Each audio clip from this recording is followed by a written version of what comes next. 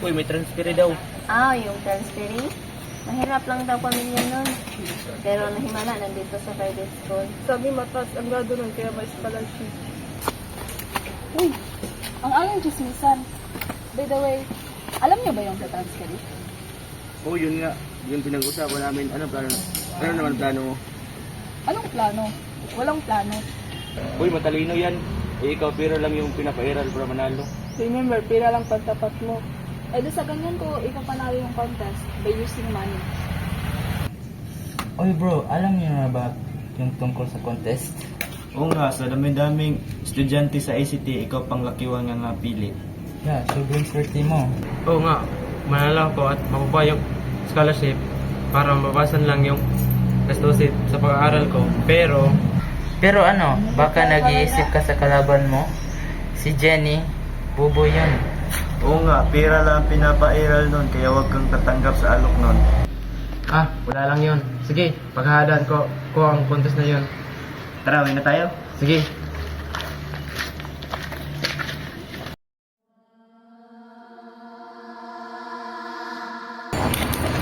Uy, ikaw pala yung transferee? Oo, ako nga pala yung bagong transferee. Ang pangalan ko pala ay Jeremy. Nice to meet you. By the way, I'm Jenny. Nice to meet you too.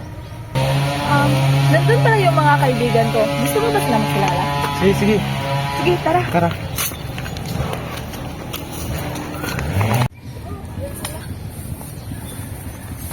Tara.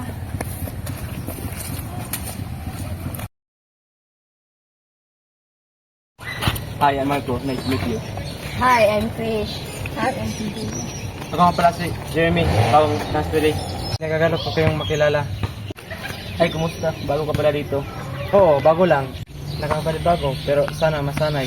Galing kasi ako sa public school, pero sa scholarship, inilagay ako rito sa private school. Ganun ba? Good luck. Uy, tinatawagan na pala ako ni Mama. Umuwi na ako. Sige, ako din, baka mapagalitan naman ako. Sige. Tara. Bye. Bye. Yun yung mga kaibigan ko. Ganon yung masuot nila kasi umabsent din kanina. By the way, alam mo ba yung tungkol sa contest? Yung sinabi ng contest, Yes. tayo yung magkalaban. Sa tingin mo, sino kayo mananalo sa ating dalawa? Kung sinong pinagpala sa atin. Let's make a deal. Babayaran kita basta ipanalo mo ko sa contest. Total, magkaibigan naman tayo. Hindi yan patas. Hindi lahat ng nakukuha mo nang galing sa pera. Lintik na lang. Sino? Yung transferee, Bakit ba? Di ba BFF na kayo na? inuteran ko ng pera para ako yung manalo sa contest. Eh, nagnatigas pa. Ano namang silbi ang scholarship na yan? Ang importante lang naman sa akin, ako yung manalo sa contest. Hindi makakatalo yan. Kailan lang matalino sa kanyang para na. Ano na kaya dito? Kaya nga dito yan sa private school para magtuturo siya ng mga scholarship. Kung ayaw niya sa offer mo, may kilala akong pwedeng tumulong sa'yo. Basta ikaw na bahala magbayad. Ano, deal? Oo, malinis mo ba yun? Tsak mawawalan ka ng problema.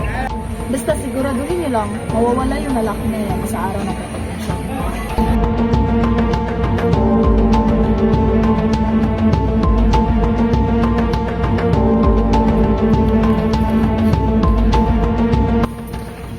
Uy, Kas, punta kaya tayo sa bahay nila Lola at Lolo. Yung luma? No, so pretty kaya dun. Sus, guni-guni mo lang yun. Wala namang pasok bukas. Mag-adventure lang tayo. Kulit mo rin no? Pero, sige, kahit pangit dun. Uy, talaga?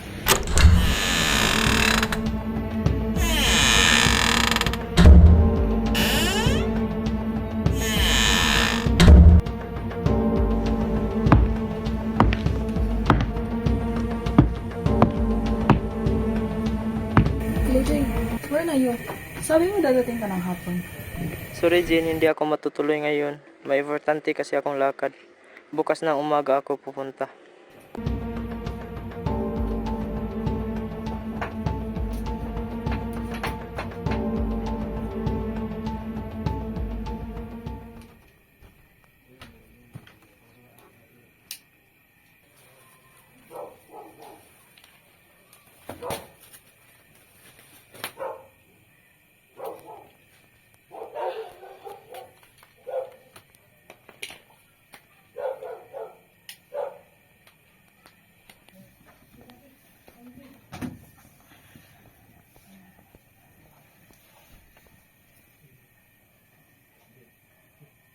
Hello,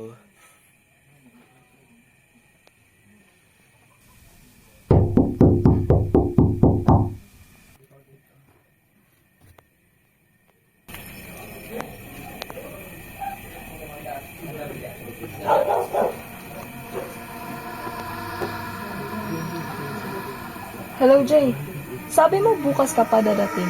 Ba't panay ka katok ng katok? Eh, hindi ka pa tumawag. Ano ba ang sinasabi mo? Warning ka na ba dahil dun sa pagbully mo kay Allerger?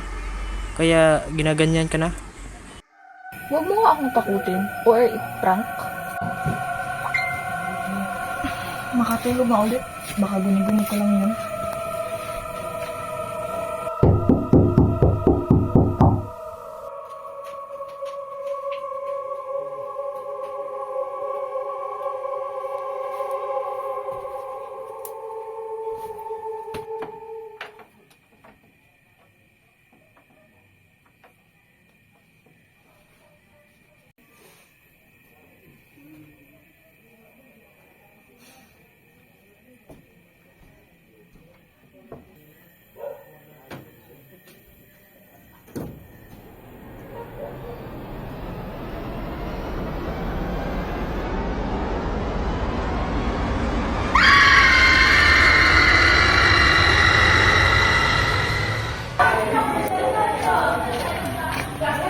Yan sila, sir.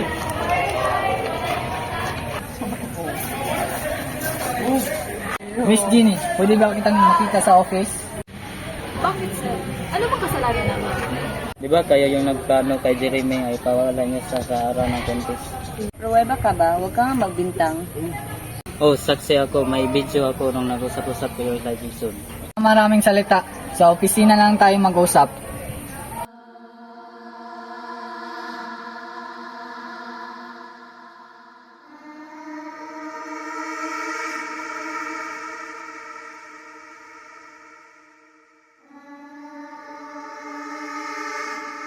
This is Jeremy's parents and this is Jenny.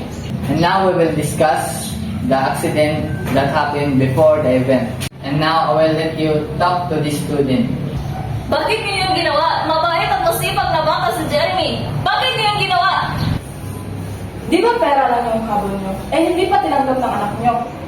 Hindi lahat kinukuha lang sa pera. Dapat din magsumikap. Nasa hospital ngayon ang anak ko at wala pang balay. May nakakita sa kanya sa lumang bahay na walang balay. Sorry to hear that, Hope. Pero, Jenny, tell the truth now para hindi na lumaki ang gulo. Yun na nga po. Inuparan ko ng pera yung anak nila. Pero nag-attitude pa. Para ano? Para manalo sa contest? Para sa Lacheng scholarship na yan? For poor? Mahirap lang kasi kami kaya kailangan namin ang scholarship na yon para mabawasan ang bayarin sa school ni Jeremy. Masipag si Jeremy kaya gusto niyang mapasaya kami at gusto niyang manalo. Miss Jenny, because of that, I will request your parents na transfer ka. Kasi marami ka ng records of guidance. Hindi pwede! Your attitude, Miss Jenny. I will tell your parents about your behavior. Sumasobra ka na!